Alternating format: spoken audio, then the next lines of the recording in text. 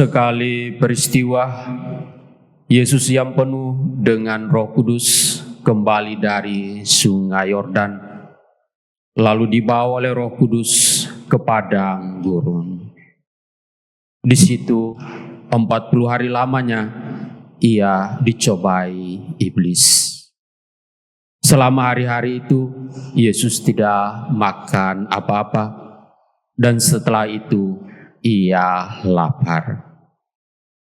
Lalu berkatalah iblis kepada Yesus, "Jika engkau putra Allah, katakanlah kepada batu ini supaya menjadi roti." Jawab Yesus kepadanya, "Ada tertulis, manusia hidup bukan dari roti saja." Kemudian iblis membawa Yesus ke suatu tempat yang tinggi, dan dalam sekejap mata ia memperlihatkan kepada Yesus semua kerajaan dunia. Kata iblis kepadanya, "Segala kuasa itu serta kemuliaannya akan kuberikan kepadamu, sebab semuanya itu telah diserahkan kepadaku, dan aku memberikannya kepada siapa saja yang ku kehendaki. Karena itu, jika engkau menyembah aku, seluruhnya itu akan menjadi milikmu." Tetapi Yesus berkata kepadanya, "Ada tertulis, engkau harus menyembah Tuhan Allahmu, dan hanya kepada Dia sajalah engkau harus berbakti." Kemudian iblis membawa Yesus ke Yerusalem dan menempatkan dia di puncak bait Allah, lalu berkata kepadanya, "Jika engkau putra Allah, jatuhkanlah dirimu dari sini ke bawah, sebab ada tertulis mengenai engkau, Allah akan memerintahkan malaikat-malaikatnya untuk melindungi engkau, dan mereka akan menerima engkau di atas tangannya, supaya kakimu jangan terantuk pada batu." Yesus menjawab, "Ada firman, jangan engkau mencobai Tuhan Allahmu." Sesudah mengakhiri semua pencobaan itu, iblis mundur dari hadapan Yesus dan menunggu saat yang baik. Demikianlah sabda Tuhan.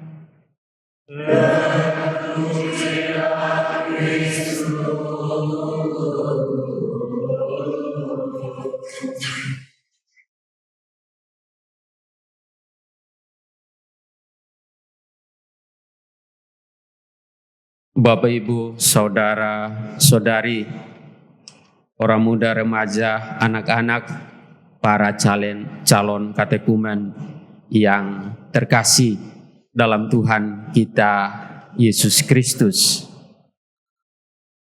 Segala sesuatu yang kita lakukan pasti ada tujuannya.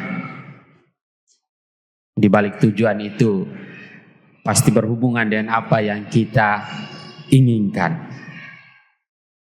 Bahwa tujuan hidup manusia itu seringkali berhubungan erat dengan keinginannya.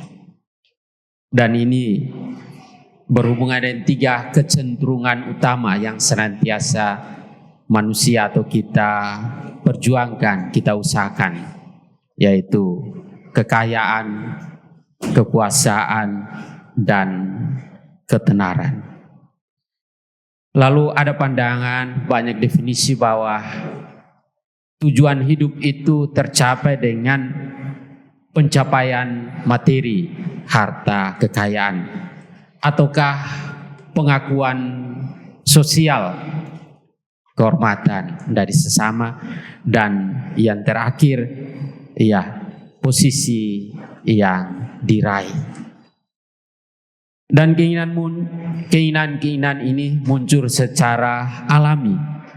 Karena siapapun kita bahwa membutuhkan keamanan finansial. Sehingga pemerintahan Prabowo ketika tahun ini mulai menekankan efisiensi anggaran, banyak orang yang sudah merasa tidak nyaman. Lalu yang kedua itu berkaitan dengan pengakuan dan penerimaan dari sesamanya. Semua orang ingin diakui, diterima oleh siapa saja. Dan yang terakhir bahwa seseorang ingin mengendalikan dirinya sendiri. Ya, anak-anak sekarang yang generasi Z ini yang tidak ingin dikekang kebebasannya. Dan karena keinginan-keinginan ini seperti untuk memenuhi kebutuhan jasmani, materi atau kekayaannya, akhirnya membuat seseorang bisa menghalalkan segala cara. Ataukah ada juga yang haus akan kekuasaan, ingin dihormati, ingin dihargai dan seterusnya, tanpa sadar bisa menjerumuskannya kepada dosa kesombongan, dosa keangkuhan. Dan jika tujuan hidup kita hanya berpusat pada pemenuhan atau kecenderungan tiga hal ini, kita bisa kehilangan arah hidup kita dan terjebak pada ambisi-ambisi duniawi yang tidak akan pernah memuaskan kita, selalu merasa kurang sehingga berusaha dan berbagai macam cara untuk memperolehnya. Saudara-saudari yang terkasih dalam Tuhan kita Yesus Kristus, pada minggu pertama masa Prapaskah ini, dalam bacaan Injil tadi kita mendengarkan bahwa Tuhan Yesus setelah berpuasa 40 hari, ia dicobai oleh iblis dengan 3 godaan. Godaan yang pertama, iblis menawarkan roti kepada Tuhan Yesus, minta mengubah batu menjadi roti sebagai simbol pemenuhan kebutuhan jasmani dan materi. Di sini soal kekayaan. Yang kedua, iblis meminta Tuhan Yesus untuk menyembahnya dan dia akan memberikan kerajaan duniawi kepada Tuhan Yesus. Ini adalah simbol dominasi dan kendali penguasaan, kekuasaan kepada sesama. Ini hal kekuasaan. Dan yang ketiga, iblis menggoda Tuhan Yesus untuk menjatuhkan diri dari hubungan bait Allah yang tinggi. Dan tentang Tuhan Yesus, para malaikat akan menolongnya. Di sini Tuhan Yesus digoda untuk membuktikan diri secara spektakuler. Godaan untuk memamerkan diri, menunjukkan kehebatannya supaya viral. Sini soal ketenaran. Dan pencobaan Tuhan Yesus ini mencerminkan 3 kecenderungan manusia yang masih relevan hingga saat ini, yaitu soal kekuasaan, soal kekayaan, dan soal ketenaran diri. Saudara-saudari yang terkasih dalam Tuhan Yesus Kristus, godaan yang dialami oleh Tuhan Yesus ini mau menunjukkan bagaimana manusia atau kita orang yang beriman seringkali lebih tergoda untuk mencari kepuasaan duniawi daripada mengutamakan kehendak Allah, mengikuti atau menaati ajaran perintah dari Tuhan. Dan Tuhan Yesus memberikan suatu teladan, suatu contoh menunjukkan bahwa kekayaan, kekuasaan, ketenaran bukanlah tujuan hidup yang sejati. Yang paling utama, yang paling penting adalah melakukan kehendak Bapa, taat pada kehendak Allah. Dan dalam pandangan keberimanan kita, tujuan hidup yang sejati hendaknya tidak terarah atau berpusat pada keinginan-keinginan pribadi kita, tetapi harus pada nilai-nilai yang lebih tinggi seperti kasih, persaudaraan, pengabdian, kebenaran, dan keadilan.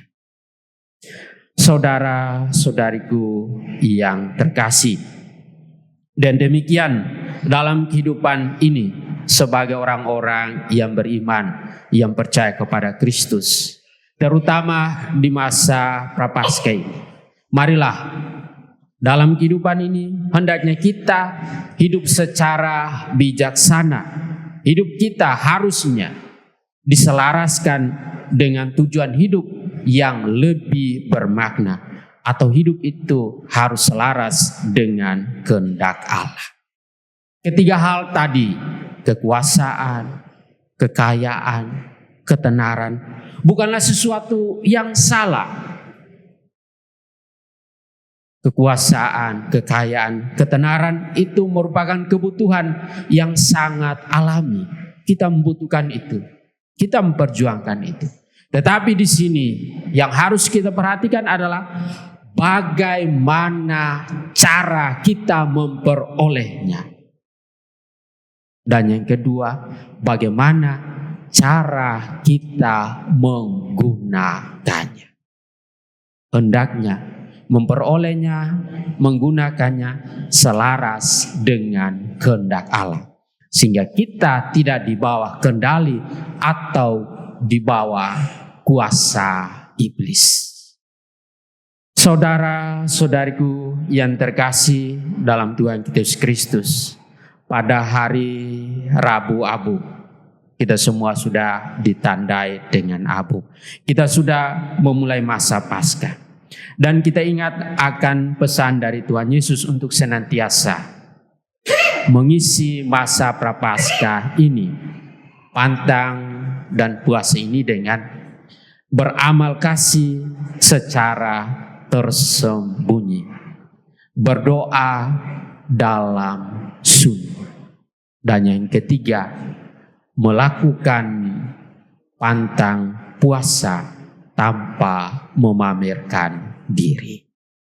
Semakin kita dekat dengan Tuhan, semakin kita hidup baik dan saleh, akan semakin besar, semakin banyak godaan si iblis kepada kita.